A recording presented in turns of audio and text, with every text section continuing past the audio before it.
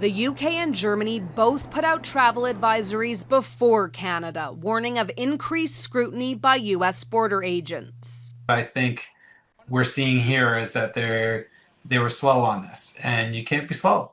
You have to do your job. Newly released documents obtained through access to information laws show bureaucrats were aware Canadians were growing frustrated by a lack of clarity, as reports emerged of the search of electronics and detentions at U.S. ports of entry. Oh my God. Last March, a Vancouver woman spent nearly 2 weeks in the custody of ICE.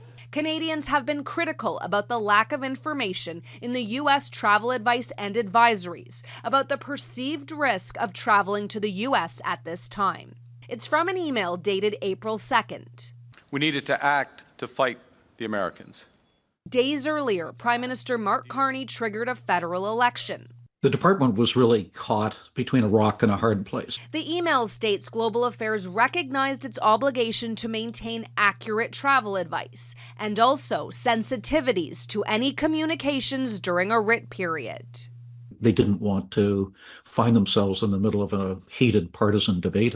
The department recognized universities and immigration lawyers had already issued their own cautionary advice.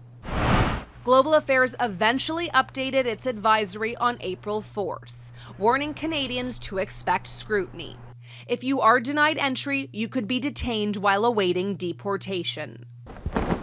In a statement to Global News, the department says it provided Canadians with up-to-date advice based on publicly available information. I understand the political sensitivities, but our first responsibility is to our citizens. The U.S. ambassador to Canada pushed back against the travel advice, saying there's no pattern of border agents searching electronics.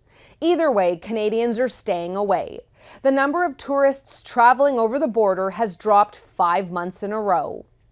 Touria Izri, Global News, Montreal.